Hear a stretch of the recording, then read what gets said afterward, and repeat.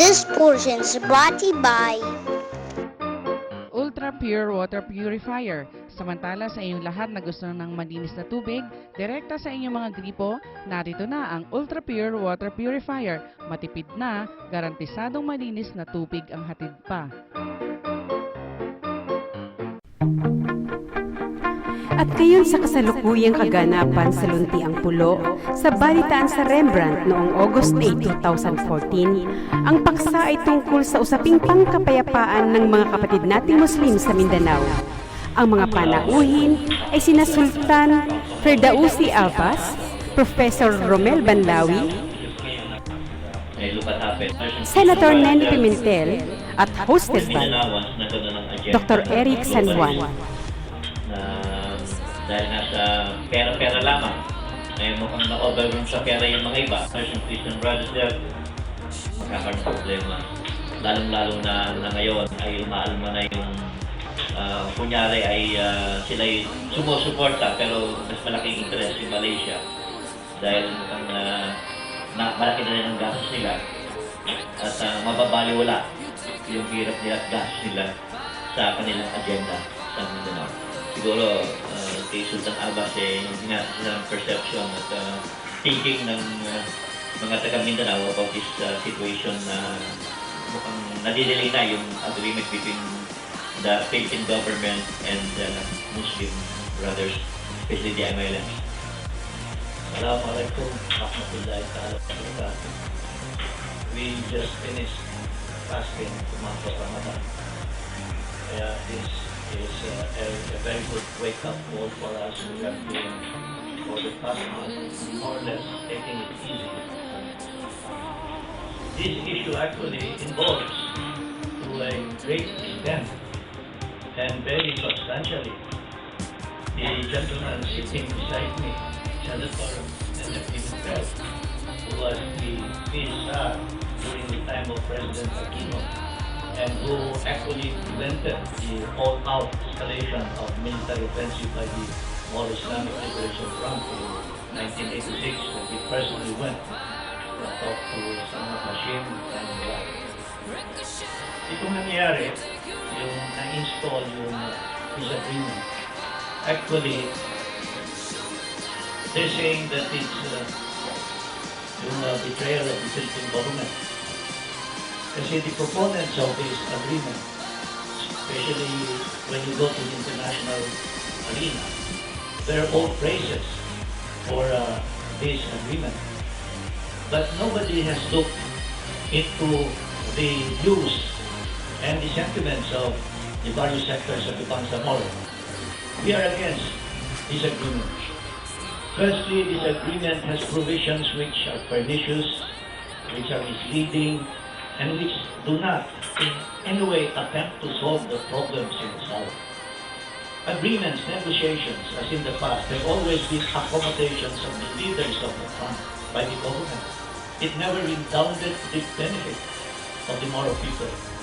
Miswari was given the arm for 5 years, but there was no benefit given to Bangsamoro. As a matter of fact, even their families didn't have any benefit. There was no program whatsoever. These were opportunities which were wasted by the leaders of the front themselves. Now this agreement, firstly, when now Secretary Justice, Associate Justice of the Supreme Court, Yonet, was interviewed in Malacanang, he said that there will never be any amendment to the Constitution. And he repeated it thrice, categorically.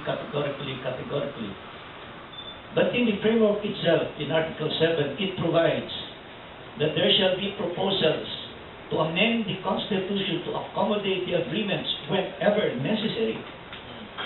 So it is for this reason that President Aquino is moving heaven and hell to have the Constitution amended, to accommodate the MILF, but primarily to accommodate Malaysia. Because Malaysia has so much at stake here. They don't want arms in Mindanao because they are afraid that any time there could be an offensive from the Moro people in claiming Sabah. And this will happen anytime because Sabah belongs to the Sultanate of Sulu and North Borneo. And the Philippines actually support it. And it's very saddening that at one point, a very beautiful lady said, "Oh, how I wish I am a Malaysian." And we were all surprised. And he said, "What?" "Yes, because the president is more protective of Malaysians than of Filipinos." Now take this, for example. It states here that the Bangsamoro government shall have a ministerial form. Even a high school graduate or student will know that there is no such thing as a ministerial form of government. You have dictatorial, you have military, you have democratic, communistic, socialistic, but never this so-called ministerial form. And why did they place it here? Because the head of this government will be called Chief Minister. And the cabinet members will be called ministers. So, you know, magulo. Lalo na kung may international meeting doon sa Malacanang, President of the Philippines, the Chief Minister of the Armed, alam mo kung head of state. Then there are provisions which are pretty loose. They define Bangsamoro identity as the original inhabitants or natives of Mindanao, Sulu, and Palawan at the time of conquest and colonization. Even the harshest critics of the Bangsamoro, Philippine historians, accede that the Bangsamoro, they were never conquered. Here, the statement is we have been colonized and we have been occupied, which is ridiculous. And there is also a provision here which states that Bangsamoro who reside outside of the territory of the Bangsamoro territory shall be ensured protection by the government. Are they not protected under the Bill of Rights? Are these people not Filipinos? Masyadong magulo ito. Even to us, we cannot accept it. For instance, Sharia courts are courts that implement and execute Islamic law. But what are the qualifications of Sharia judges and associate justice? Same qualifications as judges of the RTC, municipal courts, and justice of the Justice of the Court of Appeals. In addition, he must be learned in Islamic law and jurisprudence. Why? Senator Pimentel is learned in Islamic law and jurisprudence. Even atheists are learned in Islamic law and jurisprudence. Based on this provision, they are qualified to sit as judges of Sharia courts. It's ridiculous that you have an atheist executing and implementing Islamic law. And of course, it's unconstitutional under the provision, the territory shall be the arm, 6 municipalities of Llano del Norte, 6 barangays in North Cotabato, then by resolution of the political unit, 10% of the petition of the qualified voters, they can join. This violates what Senator Pimentel passed in Congress, the local government code. There must be a plebiscite, and this is in accordance with Article 10 of the Constitution. There can be no merger, abolition, creation, or any substantial alteration of any municipality, barangay, or city without a plebiscite. And in that plebiscite, it's not only the barangay or municipality or province that is concerned that will have the plebiscite. It is the area being segregated and the voters in the area from where it is being segregated. I don't want to make a discourse on this because it will be lengthy. I am just expressing my sentiments. So if there is a snag, I think members of Congress see that these provisions, it's illogical, it's unconstitutional, and you cannot, basta na lang pakwan mo sa kanila because they have their judgment, and I think many of them are really very good legislators, and many of them are lawyers, professors, and they know that this agreement is very wrong. Only in the Philippines. Hindi natin malaman kung bakit itong mga ina-expect natin mga leaders, sila pang nagbibigay ng confusion sa atin Professor Romel Bandawi. Kasi ito si Professor just like me, kami yung natawag na people outside looking in. Kaya kung ano nakikita namin doon, plus our feedback from within, kaya nabubuo namin yung puzzle. Expert sa ganitong klaseng puzzle at chess game itong ating kaibigan. Ulit. katao ay sang-ayon sa tinuran na yan ni Dr. Eric San Juan sapagkat ang mga manonood at nakikinig, sila ang tunay na nakakatimbang sa dalawang panig, yung pros and cons, dahil sila ay nasa perspective view. Sila ang nakakatimbang ng tama at mali sa kanilang nasaksihan. Lalo't nasa kanila ng sistema ang tunay na kahulugan ng krus na daan o news. So, tunghayan po natin ang pamamahayag ni Professor Romel Banlawi. Yes, I'm humbled and honored to be with Dr. Ferdaci Apas and Nene Pimentel. Lumaki po ako na nakikinig sa kanila. At 1983 po. Kaya marami akong natutunan sa kanila. At tamang-tama narito si Senator Nene para mapaliwanag sa atin yung implication na Bangsamoro Peace Agreement sa local government process. Kaya sa mga consensus issues ngayon na pinag-uusapan sa draft Bangsamoro Basic Law. So, process and reality check muna tayo kung ano nangyari. Sinayin yung Comprehensive Agreement of the Bangsamoro noong March. Isa sa mga hindi natin nakita doong elemento, in-invite ang OIC, hindi dumating ang OIC. Nangamba ako doon nung nakita ko na bakit kaya wala ang OIC, nakita ko sa guest list pero wala ang OIC. Nagkaroon ng meeting, ang OIC, sinasabi niya na para maging meaningful yung peace building sa Mindanao, dapat talagang ma-reach out ang Moro National Liberation Front at mapag-aralan yung implication ng agreement sa 1976 Tripoli Agreement. So, mas nangangamba ako pag may mga nababasa ako doon ng statement. So, that's one reality. Second, kahit na may mga ganyang issues, tinuloy pa rin ang pagpasa ng peace agreement at nag-draft ngayon yung transition authority ng Bangsamoro Basic Law. Ito ang nangyari, no? Nung sinabit ng transition authority yung Bangsamoro Basic Law, may mga miyembro ng government panel na nag-abstain, hindi pinirmahan yun. Pero tinransmit pa rin sa Office of the President. So, sa Office of the President, tumagal ng halos 3 buwan sa Office of the President. Akala kasi dapat i-endorse na yun agad sa Kongreso bago mag-State of the Nation na address, pero hindi nangyari yon. So, nagsalita ngayon si Chairman Iqbal at sinabi niya, 70% dinirelute ang Bangsamoro Basic Law. So, ang tingin ko, pag 70% yan, nung nag-aaral ako, pag 70% yan, baksak yan eh. Eh ngayon, nagkakaroon sila ng negotiation ngayon, pang-siyam na araw na ngayong araw na to, nag-workshop sila ngayon. Ang statement ngayon eh, 70% finished na. Sabi ko, ano yung finish doon? Akala ko pa may agreement na tapos may Bangsamoro Basic Law. So, inalam ko kung ano talaga yung hurdle kung bakit hindi sila magkasundo doon. Very substantive yung POCAN, yung access to resources, policing, saka access to power. So, sabi ko, matagal nang diba yan ang ninegotiate sa annex power sharing. Bakit hanggang ngayon pinag-uusapan pa rin yan? Apparently may mga disagreement. Dahil may mga constitutionalists na nire-raise yung issue nga ng constitutional challenges ng draft Bangsamoro Basic Law at yung concept ng constitutional accommodation mukhang mahirap na mailagay. Ngayon nakikipag-usap ako sa mga miyembro ng MIL at sinabi nila na, Romen, hindi namin problema yan eh. Problema yan ng gobyerno kasi umag-agree na kami sa agreement.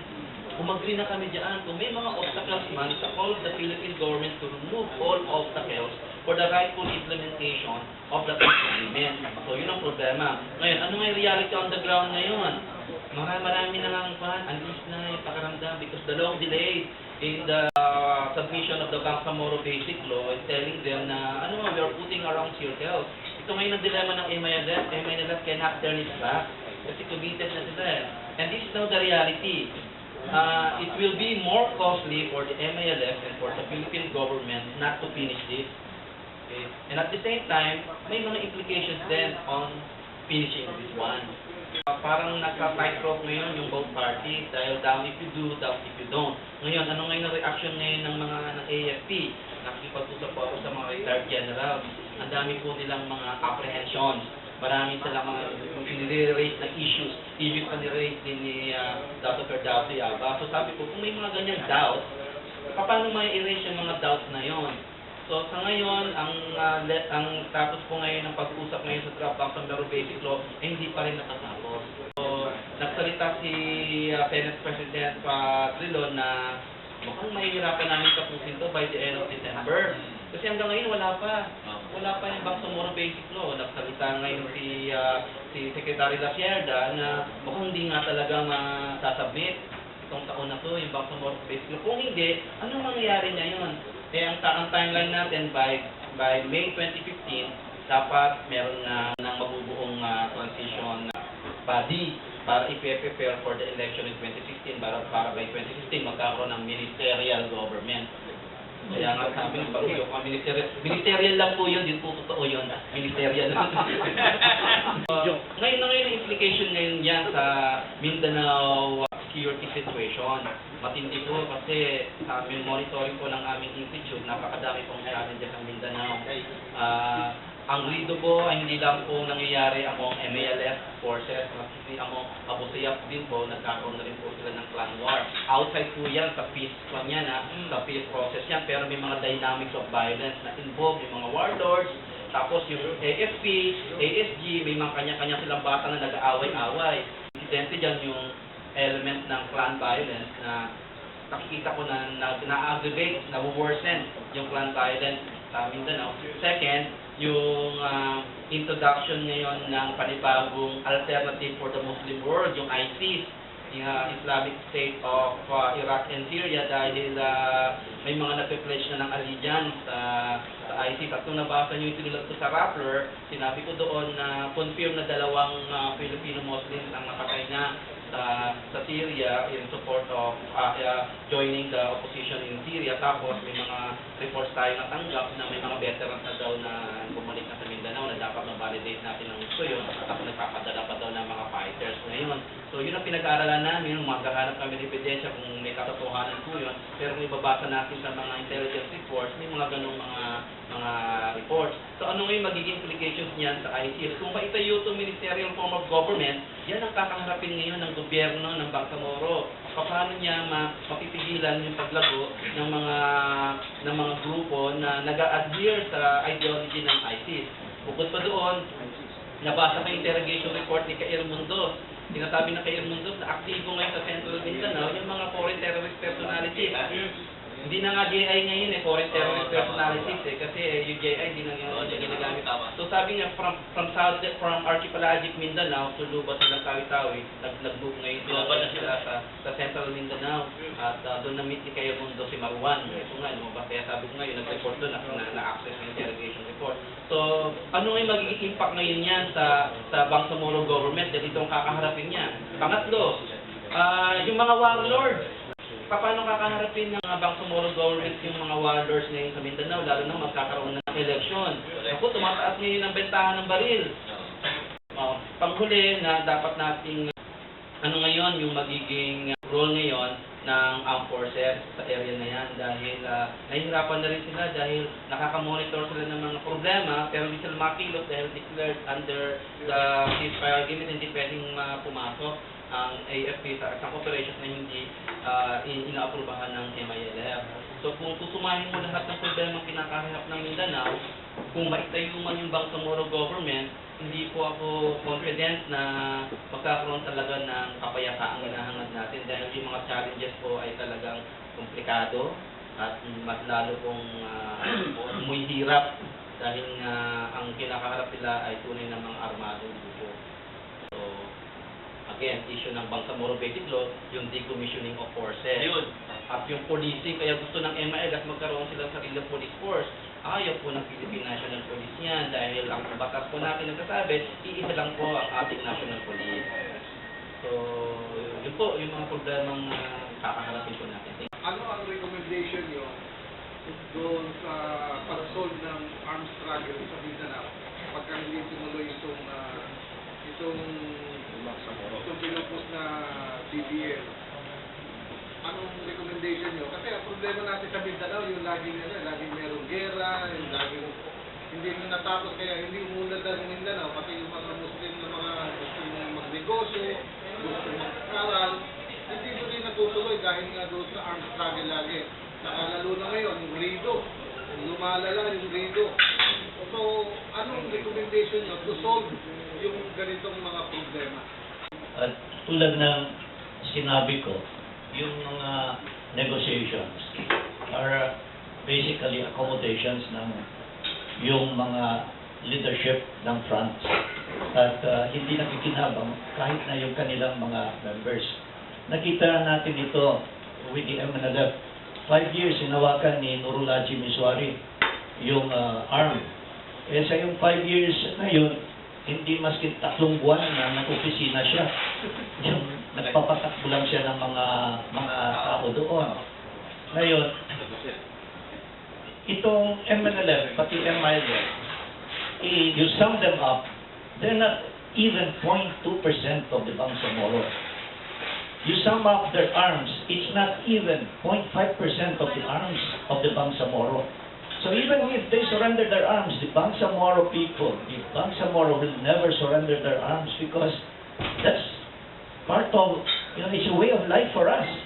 Pag walang baril yung Moro, wala, parang nakahubad siya. Now, anong mga solutions? We have been telling the government, this president, that as it has been proposed before, the approach has to be holistic.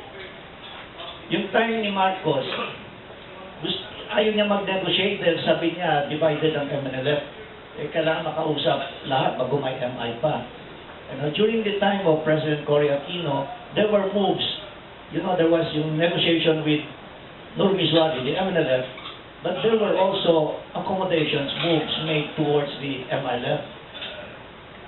And the OIC at one time wanted a common Moro panel, yung MNLF, the Nurulaji, the MILF of Salamat, and the reformist group of the Dimas Pundato. Pero hindi nga natuloy. Now, kahit yung 1,000 agreements ang isign, if it will not be a holistic approach and there's no participation of the other sectors of the Bangsamoro, walang mangyayari. That's why we have been proposing a Bangsamoro Constitutional Convention.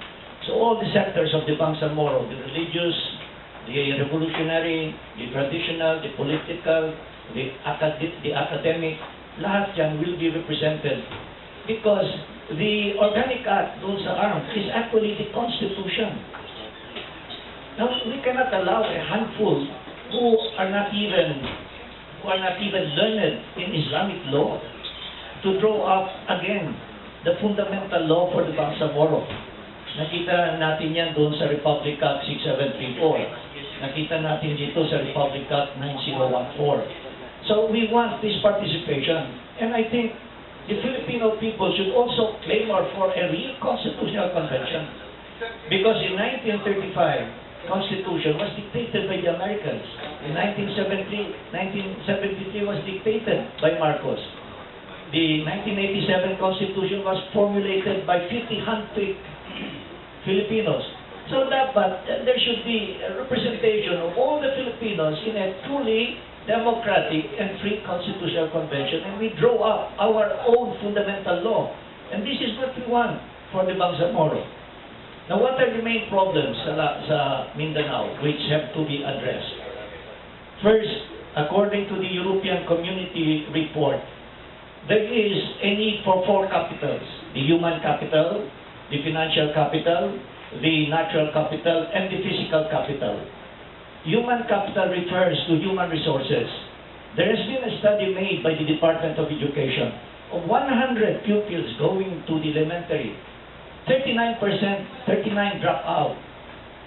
And passing high school, another 27 drop out.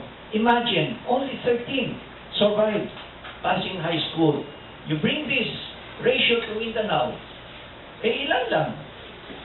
And it's not because of intellectual incapacity, according to Angara when he was Secretary of Education.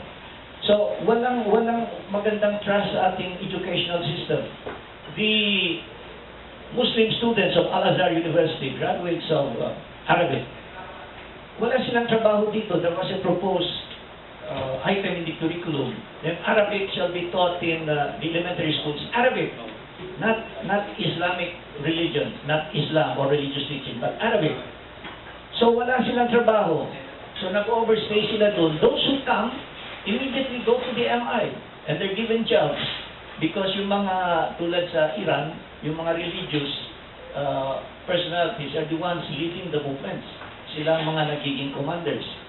Now yung physical capital, tulad ng yung water. Sa Lanao, yung Lake Lanao is now polluted. Ang daming nagkakasakit doon.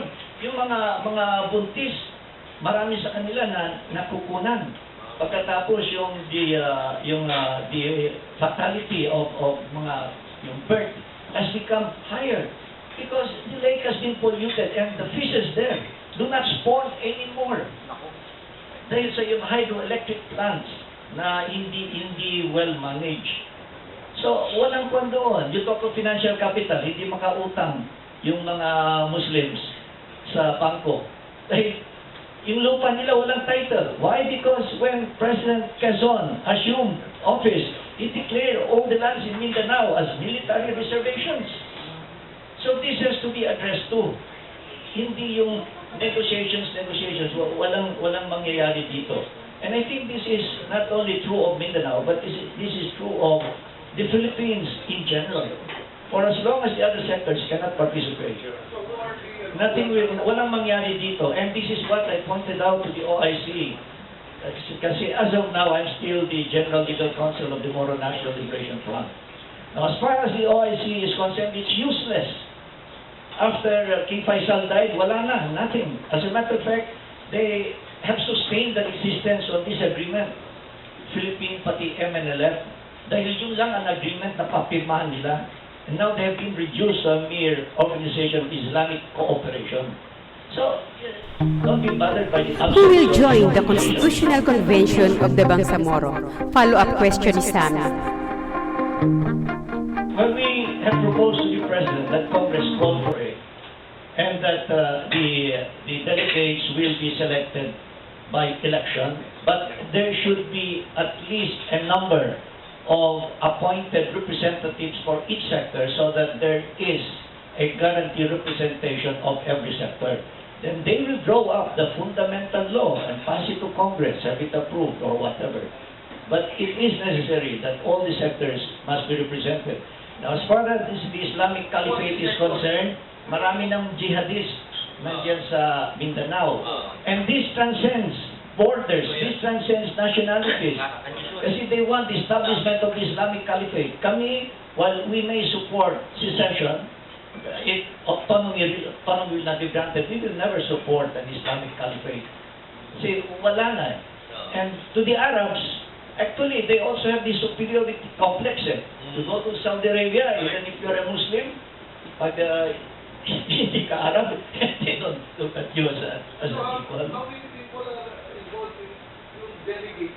Ano yung mga, are they representing tribes or? No, sectors. Tulad yung mga, the academe, they have their organizations. The youth sector, they have their organizations. The political groups, they have their organizations. The traditional, the Sultanate, Sulu, Cotabato, and Lanao, they have their organizations. So lahat ito will be represented and they can really voice out their sentiments. And so the product will be a fundamental law that is reflective of the sentiments of all. So hindi lang nitong mga revolutionary forces. And the MI, for instance, alam mo, ang mga ideologue ng MI, mga tuta ni Marcos during yung dictatorship. They were studious of Marcos all of the time, during martial law. Pagkatapos ngayon, they are the ideologues. Sila ang nag-draw up ng mga ito. Masyadong radical pa yung mga proposals nila. Ang pagpapatuloy at kabuuan ng usapan o balitaan sa Rembrandt noong August 8, 2014 ay inyo pong masusubaybayan sa YouTube.